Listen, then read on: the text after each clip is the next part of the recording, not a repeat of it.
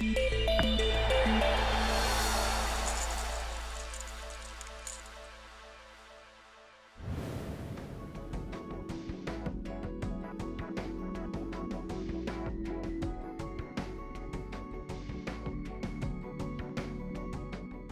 think it evolved in a very positive way. I think that teams like Costa Rica, Honduras were the last. Costa Rica 2006, Honduras in South Africa did really well, and Mexico anyway is always a team that you say they can go to the round of 16 quarterfinals. They have the potential to do so. I think the consistency of the U.S. team now in every World Cup being there and having a presence. People in Europe or in South America look differently now at CONCACAF. They say, well, they're catching up, and they've always had technically very gifted players, good players, but the question was often, can they get the tempo with the big nations? Can they go with the pace of the big nations? And I think that's where they caught up.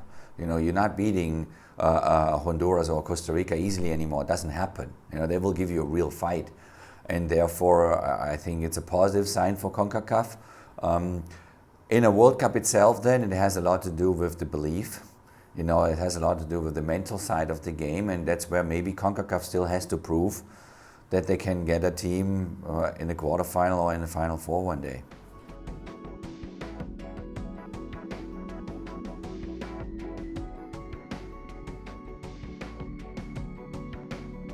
We try to figure it out based on our teamwork, spirit, and all that stuff.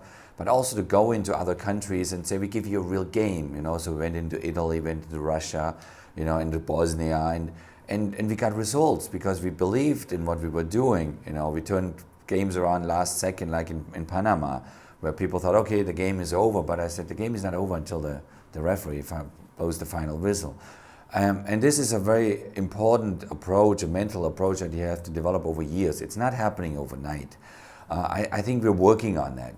It's a process, and we are in the middle of that process. So we still have to work a lot on that approach. Go into a game and take the game to your opponent, or at least be eye to eye with them, with European nations or a South American nation, and because obviously they look at the name, they look at the players on the other side and say, "Oop, can we deal with them?" And then you got to tell them, no, it's they only cook with water as well. So it's going to be every time the same challenge.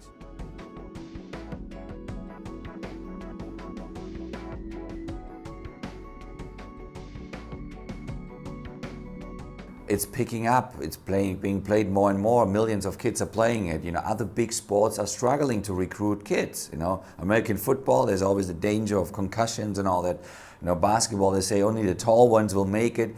Baseball, a lot of parents say it's boring.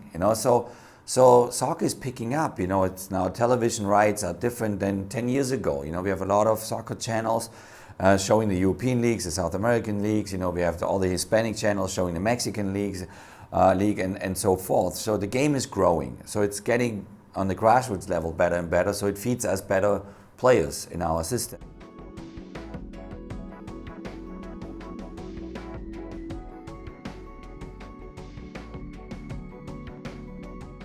American soccer will always be a mixture of Latino influence, European influence, American-based influence. And it's going to be always fascinating to kind of bring it all together, to really melt it. And that's what America is about. It's a melting pot.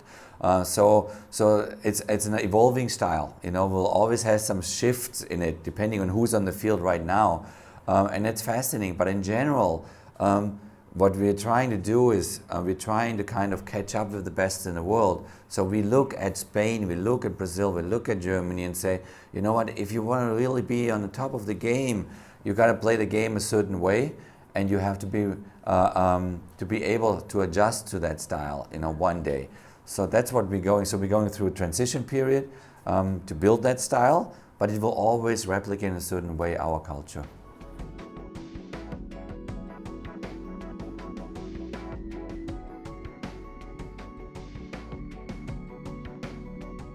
You can expect a team that gives 1,000%, and we will go at the big nations and give them a real game, and we are not going in any game and say we try to get out with a tie.